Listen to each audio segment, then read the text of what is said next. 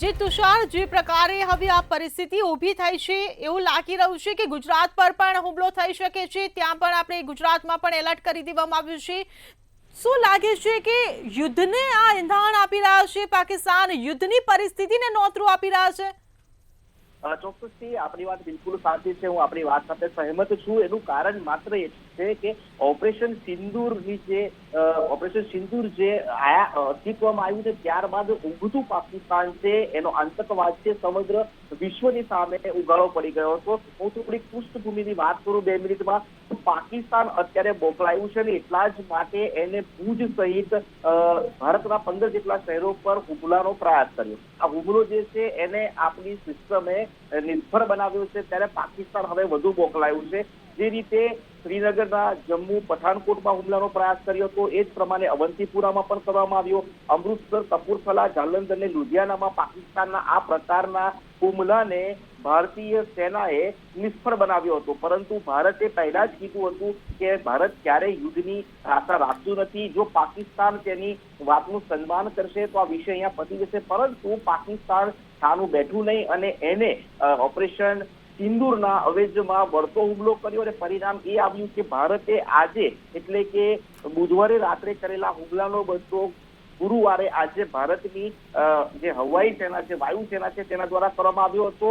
અને પાકિસ્તાનની જે હવાઈ સંરક્ષણની જે આખી પ્રણાલી છે આખી પ્રણાલીને ડિસ્ટ્રોય કરી દીધી હતી, જેના કારણે પાકિસ્તાનની સરકાર કાયદેસર હચમચી ગઈ છે. હવે વળતો જવાબ આપવા માટે તેને શું કર્યું હતું કે પાકિસ્તાને જે સોફ્ટ કોર્નર કહી શકાય તેવા જે સીમા પ્રદેશના રાજ્યો છે તેને ટાર્ગેટ કર્યા છે અને એમાં રાજસ્થાનને બિલકુલ અડીને આવેલું આપણું ગુજરાત પણ બાકાત નથી. ત્યારે ગુજરાતમાં પણ આપણે કહ્યું એમ જો યુદ્ધની સ્થિતિ ફાટી નીકળે તો ગુજરાતમાં પણ તેની અસર જોવા મળે તેમ છે. પરંતુ જે સંરક્ષણ મંત્રાલય દ્વારા રાજનાથસિંહ જે આપણા સંરક્ષણ મંત્રી છે તેઓ દ્વારા જે બપોરે પત્રકાર પરિષદ કરવામાં આવી હતી ને તેઓએ ભારતીય વાયુસેના દ્વારા જે આજે કાર્યવાહી કરવામાં આવી છે તેની તમામે તમામ માહિતી આપી છે. એ માહિતી અને ભારતીય વાયુસેના સહિત આપણી જે આર્મી છે, નેવી છે, તેના દ્વારા જે અભ્યાસ કરવામાં આવ્યો છે અને જે તૈયારી કરવામાં આવી છે તમામ પાસાઓને જો ધ્યાનમાં રાખીએ તો આ વખતે પાકિસ્તાન કદાચ દુનિયાના નકશા પરથી નામશેષ થઈ જશે એમ લાગી રહ્યું છે. કેમ કે છેલ્લા કેટલાય વર્ષોથી આતંકવાદને સમર્થન આપતું આ પાકિસ્તાન છે. અહીંયા હું તમને એક બહુ મહત્વની વાત કરીશ કે બપોર બાદ પાકિસ્તાનની અંદર આંતરિક મતભેદો જે કહી શકાય એ પણ બહાર આવ્યા છે. પાકિસ્તાનને જે આંતરિક સ્ટેટ છે જેમાંનું એકનું નામ છે બલુચિસ્તાન અને બીજાનું નામ છે બલુચિસ્તાન. આ બંને સ્ટેટ અત્યારે પાકિસ્તાન સરકારની વિરુદ્ધમાં ગયા છે, કેમ કે તેઓ ક્યારે નતા ઈચ્છતા કે યુદ્ધ કરવું પડે.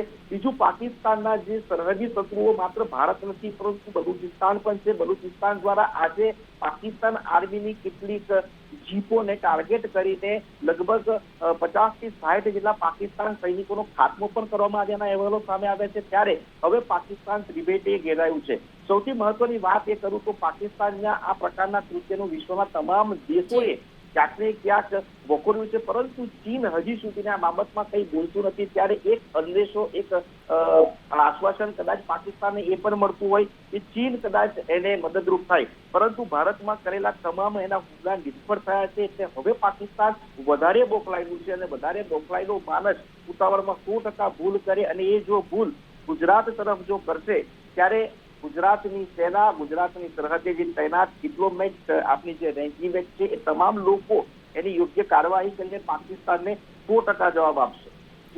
જી બિલકુલ તુષાર હિનલ, આપ અમારી સાથે જોડાયેલા રહેજો. હાલ આપણી સાથે કચ્છથી અમારા સંવાદદાતા મહેન્દ્ર મારુ જોડાઈ ગયા છે. જી મહેન્દ્ર, કચ્છમાં જી નલિયા નખત્રાણામાં પણ બ્લેકઆઉટ કરવામાં આવ્યું છે, ત્યારે હાલ શું અપડેટ મળી રહી છે? ત્યાંની પરિસ્થિતિ કેવી છે અને કેટલા વાગ્યા સુધી આ બ્લેકઆઉટ રહેશે?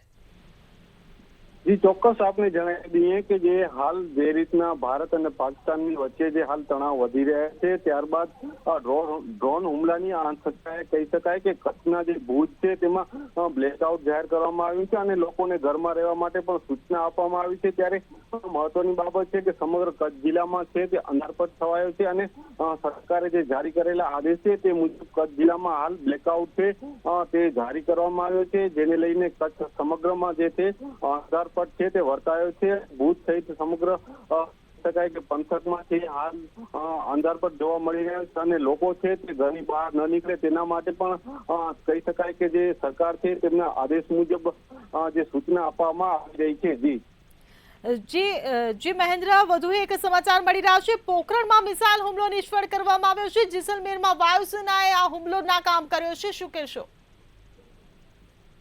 ચોક્કસથી જણાવી દઈએ કે જે રીતના હાલ જે પાકિસ્તાન દ્વારા જે નિષ્ફળ પ્રયાસો કરવામાં આવી રહ્યા છે તેની વચ્ચે ક્યાંક ને ક્યાંક કચ્છના જે ભુજ છે તેની આસપાસ જે નિષ્ફળ પ્રયાસો કરવામાં આવ્યા હતા તેને લઈને ક્યાંક ને ક્યાંક ભારત સરકાર દ્વારા આજે બપોરે જે માહિતી જાહેર કરાવવામાં આવી હતી તેને લઈને ક્યાંક ને ક્યાંક આજે સમગ્ર પાકની જે નાપાક હરકતો છે તેમનું વળતો જવાબ આપ્યો હતો અને કહી શકાય કે જે હાલ ભુજ સહિત સમગ્ર વિસ્તાર છે તેનામાં બ્લેકઆઉટ જારી કરવામાં આવ્યો છે. જી મહેન્દ્ર, સમગ્ર માહિતી બદલ આભાર. તો રાજસ્થાનમાં 70 થી વધુ મિસાઇલ તોડી પાડવામાં આવી છે. પાકિસ્તાનના તમામ હુમલા નિષ્ફળ કરવામાં આવ્યા છે.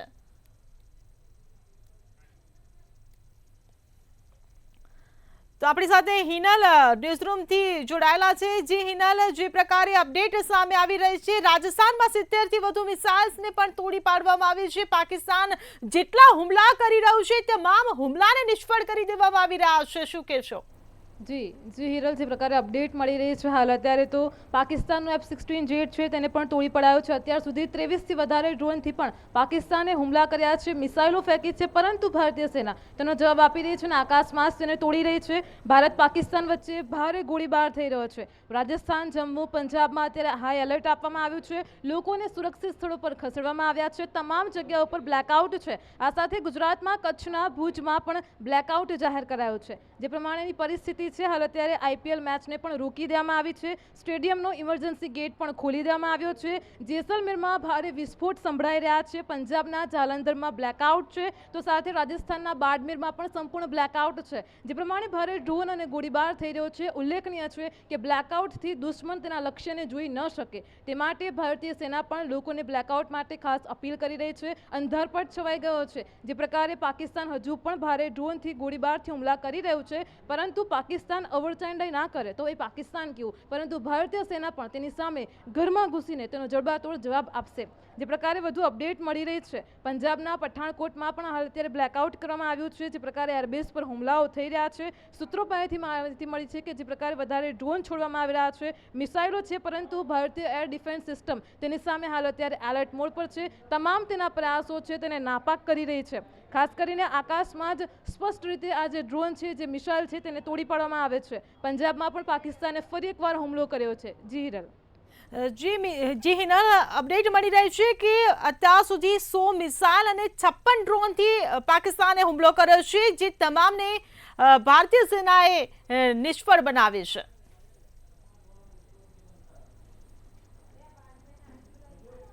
જી હિનલ. જી હિરલ, જે પ્રમાણે મેં તમને માહિતી આપી પ્રમાણે કે જે પ્રમાણે હાલ અત્યારે ડ્રોનથી અને જે પ્રકારે ગોળીબાર થઈ રહ્યો છે, લોકોની સુરક્ષાના સવાલ છે. આ વચ્ચે રક્ષા મંત્રાલય પણ એલર્ટ પર છે અને ખાસ લોકોને શાંતિ જાળવવા માટે અપીલ કરી રહ્યું છે. જે વિગતો છે, પઠાણકોટ એરબેઝ પર પણ હુમલાના સમાચાર મળ્યા. ત્યારબાદ ધર્મશાળામાં જે IPL મેચ હતી તે વચ્ચે પણ તે ઇમરજન્સી ગેટ ખોલી દેવામાં આવ્યો છે. મેચ બંધ થઈ ગઈ છે. બહાર ઉભેલા લોકોને પણ ત્યાંથી સ્થળાંતર કરીને દૂર ખસેડવામાં આવ્યા છે. જી હિરલ, જે વધુ વિગતો મળી રહી છે હાલ અત્યારે, તો આપણી સાથે આપણા સહયોગી અજીત તિવારી પણ જોડાઈ ગયા છે. જી અજીત, હાલ અત્યારે જમ્મુ કાશ્મીર પર ડ્રોનથી હુમલો થઈ રહ્યો છે. રાજસ્થાન, પંજાબમાં હાઈ એલર્ટ છે. સમગ્ર જગ્યાએ બ્લેકઆઉટ છે. લોકોની સુરક્ષાનો સવાલ છે. ભારતીય સેના શું કરી રહી છે, કેવી તૈયારી છે?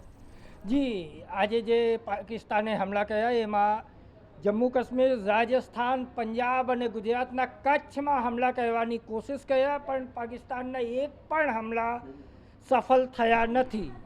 પાકિસ્તાનના 23થી વધારે ડ્રોનથી જે હતા એ તોડી પાડવામાં આવ્યા અને સૌથી મોટી વાત જે પોખરણ છે, જ્યાં પર માનું પરીક્ષણ થયા હતા, ત્યાં પણ પાકિસ્તાનના હુમલાને વિફળ કરવામાં આવ્યા છે. અને સાથે સાથે જો આપણે કહીએ તો કચ્છમાં બ્લેકઆઉટ કરાયા છે અને ડિફેન્સ મિનિસ્ટ્રીના જે સ્ટેટમેન્ટ છે ત્યાં હજુ સુધી કોઈ ભારતમાં નુકસાન નથી. પાકિસ્તાનના F-16 અને F-15 બે જેટ વિમાનો જે હતા એ પણ તોડી પાડવામાં આવ્યા છે. જી જી જે અજીત આપણે જાણીએ છીએ કે જે પ્રમાણે હાલ અત્યારે તમામ જે પાકની જે હરકતો છે તેને ભારતીય સેના નિષ્ફળ કરી રહી છે. ડ્રોન છે, જે મિસાઇલો છે તેને આકાશમાં જ તોડી રહી છે. ખાસ કરીને જે S-400 છે તેનો ઉપયોગ થઈ રહ્યો છે. S-400 સંજીવની બનીને આ યુદ્ધમાં આવ્યા છે. 3 દિવસથી આપણે જોઈ રહ્યા છે કે પાકિસ્તાનના જેટલા પણ મિસાઇલ ડ્રોન હુમલા છે, આજે પણ 100થી વધારે મિસાઇલ અને 56 ડ્રોન સાથે પંજાબ, રાજસ્થાન અને જમ્મુ કાશ્મીરમાં હુમલા કરવાની કોશિશ કરવામાં આવ્યા. પણ S-400 જે છે એન્ટી એર ડિફેન્સ મિસાઇલ જે છે એ બધાને વિફળ કરી દીધા છે, નિષ્ફળ કરી દીધા છે અને પાકિસ્તાનને બતાવી દીધા કે તમે આ યુદ્ધમાં બચ્યું છો અને હજુ બચ્યું રહેશો. જે પ્રકારે ભારતીય સેના છે જે ડ્રોન હુમલા છે તેને નિષ્ફળ કરી રહી છે. S-400 ખાસ તેને જે ડ્રોનથી જે મિસાઇલો છે તેને આકાશમાં જ તોડી રહી છે. જે પ્રકારે અજીત આપણે જાણીએ છીએ પાકિસ્તાન હજુ પણ સુધરતું નથી, તેની અવરચંડાઈ કરે છે. એક પછી એક હવે ભારત પર હુમલા કરી રહ્યું છે. આ યુદ્ધ પાકિસ્તાનની જે નાપાક હરકત છે એ પાકિસ્તાન માટે છેલ્લી હરકત સાબિત થશે. એ દિશામાં ભારત આગે વધી રહ્યા છે. પ્રધાનમંત્રી પણ સાફ કરી દીધા હતા કે જે જવાબ છે એને ભાષામાં જવાબ આપવામાં આવશે.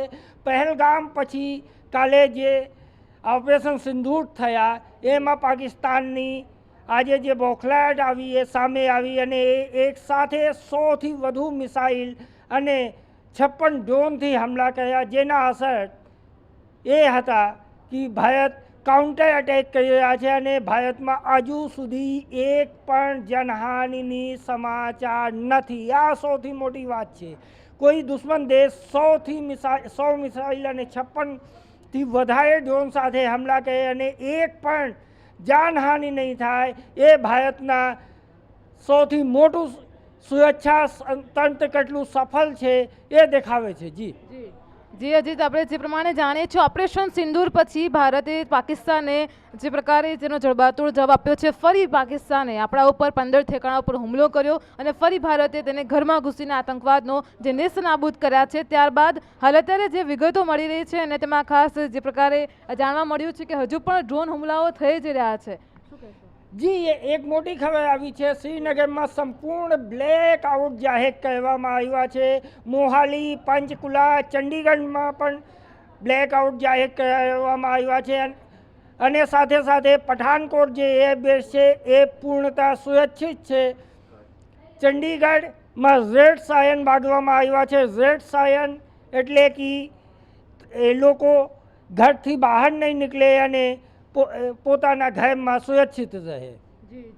લોકોને સુરક્ષિત સ્થળ પર સ્થળાંતર કરવામાં આવી રહ્યા છે. સાયરન વાગી રહ્યા છે. બ્લેકઆઉટ થઈ રહ્યું છે. પરંતુ જે પ્રમાણે આજે વિદેશ મંત્રાલયની પ્રેસ કોન્ફરન્સ પણ હતી તે દરમિયાન વિદેશ સચિવે પણ જણાવ્યું કે પાકિસ્તાન જે છે હવે તે વૈશ્વિક સ્તર પર આતંકવાદનું એપી સેન્ટર બની રહ્યું છે અને પાકિસ્તાન તે હવે પુરવાર કરી રહ્યું છે. હજુ પણ સતત ગોળીબાર થઈ રહ્યો છે.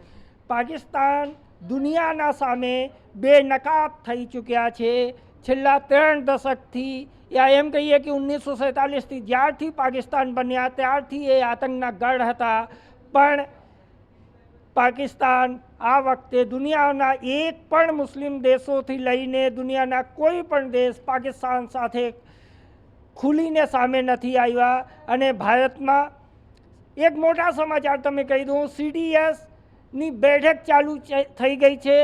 ડિફેન્સ મિનિસ્ટર રાજનાથ સિંહની અધ્યક્ષતામાં આ બેઠક થઈ રહી છે. 3 સેનાના પ્રમુખો આ બેઠકમાં સામેલ છે. રાજનાથ સિંહ જે રક્ષા મંત્રી છે એ પોતે બેઠકમાં સામેલ છે. શ્રીનગરમાં સાયન ગુંજ્યા છે. બનાસકાંઠામાં પણ મિનિટ રોકવા માંગીશ. અત્યારના સૌથી મોટા સમાચાર સામે આવી બનાસકાંઠાના સુઈગામ બોર્ડર પર બ્લેકઆઉટ જાહેર કરવામાં આવ્યું છે. આપને જણાવી દઈએ સૌથી મોટા સમાચાર છે. આ બનાસકાંઠાની સુઈગામ બોર્ડર ઉપર બ્લેકઆઉટ જાહેર કરવામાં આવ્યું છે. જે પ્રકારે કચ્છના ભુજમાં બ્લેકઆઉટ જાહેર કરવામાં આવ્યું હતું ત્યારબાદ અત્યારે બનાસકાંઠાની સુઈગામ બોર્ડર ઉપર બ્લેકઆઉટ જાહેર કરવામાં આવ્યું છે. જે પ્રકારે ભારત પાકિસ્તાનને જડબાતોડ જવાબ આપી રહ્યું છે તેમાં આ વધુ એક પગલું છે. નાગરિકોને અમારી ખાસ અપીલ છે તે સતર્ક રહે, ગભરાવાની કોઈ પણ પ્રકારની જરૂર નથી. પાકિસ્તાન સામે આપણે જડબાતોડ જવાબ આપીશું અને આપણે લડતા રહીશું.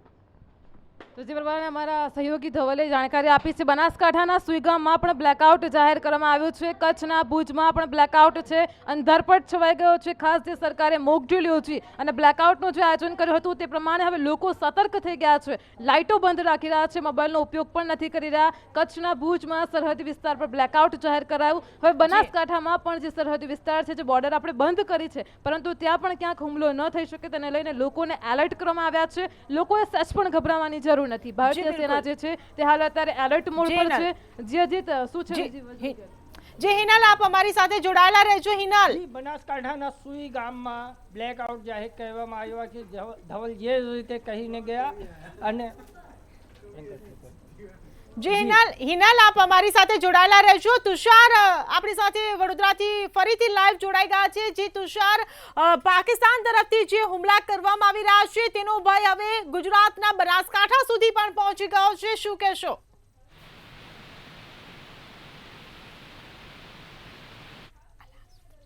માત્ર ને માત્ર હુમલા કરીને વિશ્વને એ જવાબ આપવાની હિંમત એને દાખવવી પડશે અને કદાચ એની આ પ્રકારની જે પ્રવૃત્તિ છે પ્રવૃત્તિમાં જ ભારતનું વિજય થશે. કેમ કે ભારતે ઓપરેશન સિંદૂર બાદ કોઈ પણ પ્રકારની આગળની કાર્યવાહી નથી કરી અને જે રીતે બુધવારની રાત્રે પાકિસ્તાન દ્વારા જે 15 જેટલા શહેરો ઉપર હુમલાનો પ્રયાસ કરવામાં આવ્યો, પહેલું તો ભારતની આર્મીએ અને એરફોર્સે એ સિસ્ટમને નિષ્ફળ બનાવી હતી, એ હુમલાને નિષ્ફળ બનાવ્યા હતા અને તેનાથી બોખલાયેલું પાકિસ્તાન હવે ખુલ્લી છાતીએ સામે આવ્યું છે. સહયોગી અજીતે જે રીતે જણાવ્યું એ પ્રમાણે પાકિસ્તાન ક્યારે પણ દેશની સામે કોઈ પણ યુદ્ધમાં જીત્યું નથી, ત્યારે તે હવે સરહદી વિસ્તારને ટાર્ગેટ કરવામાં આવ્યા છે.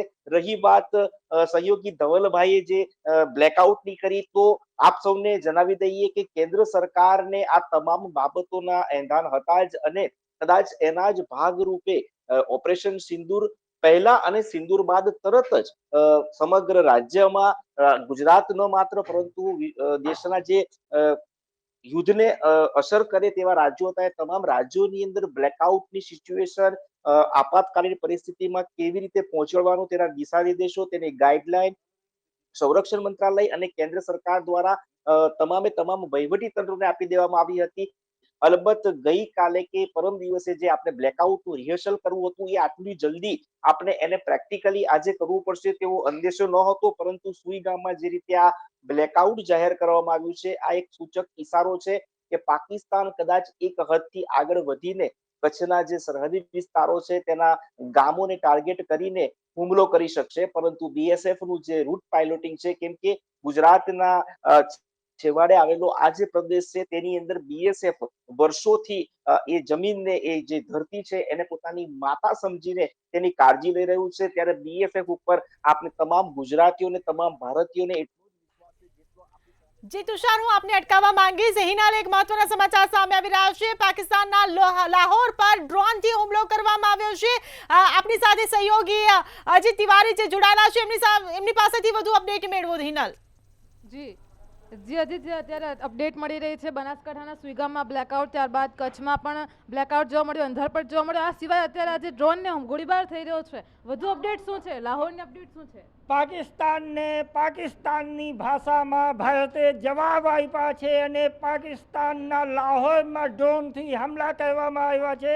એ સૌથી મોટા સમાચાર છે. પાકિસ્તાન જે ભાષામાં સમજશે એ ભાષામાં પાકિસ્તાનને જવાબ આપવામાં આવશે અને લાહોરમાં ભારત ડ્રોનના હુમલા કરીને બતાવી દીધા કે રાવલપિંડી હોય, સિયાલકોટ હોય, પઠાનકોટ હોય, કરાચી હોય, કોઈ પણ પાકિસ્તાનની જગ્યાએ ભારતના હુમલાથી બચશે નહીં.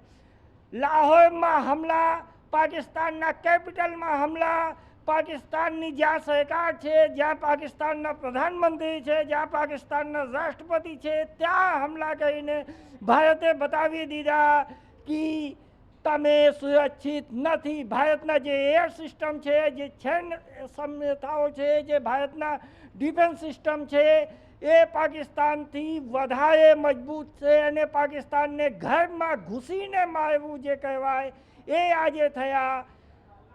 લાહોરમાં ભારત જે હમલા કર્યા એ ભારતના પાકિસ્તાનના રાજધાનીમાં હમલા કર્યા અને ડ્રોનથી હમલા કર્યા અને આ હમલા પાકિસ્તાનના હમલાના પછી કરવામાં આવ્યા એ બતાવે છે કે ભારત યુદ્ધમાં નથી માનતો, પણ यदि પાકિસ્તાને યુદ્ધ કરવા માંગતા હોય તો ભારત તૈયાર છે।